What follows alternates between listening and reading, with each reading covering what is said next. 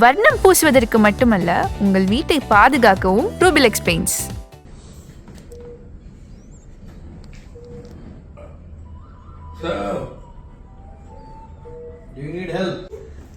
அழகு.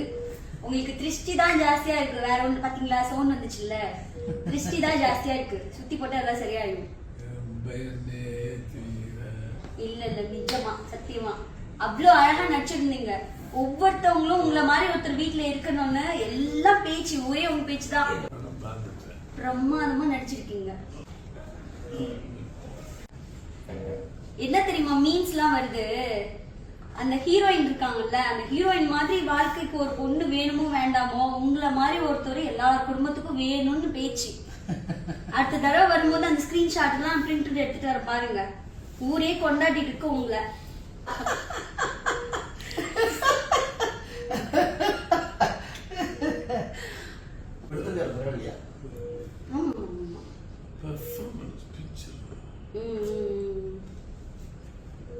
இப்பதான் ஒரு ஸ்டோரி ஃபுல்லா The heroine is beautiful. Or I have to bring my heroine itself.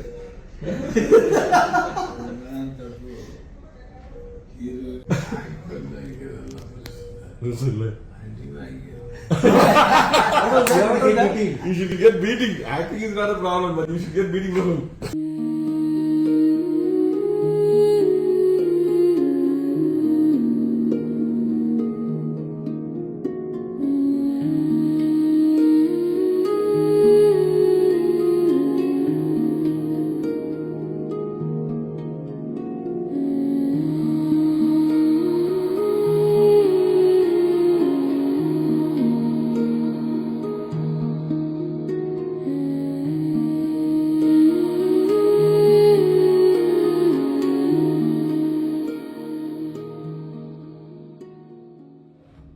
Bharathi Raja அவர்களுடைய இந்த வீடியோ தான் இப்போ சோஷியல் மீடியாவில் பயங்கரமாக வைரலாகி பலரையுமே கண் கலங்க வச்சிருக்கு.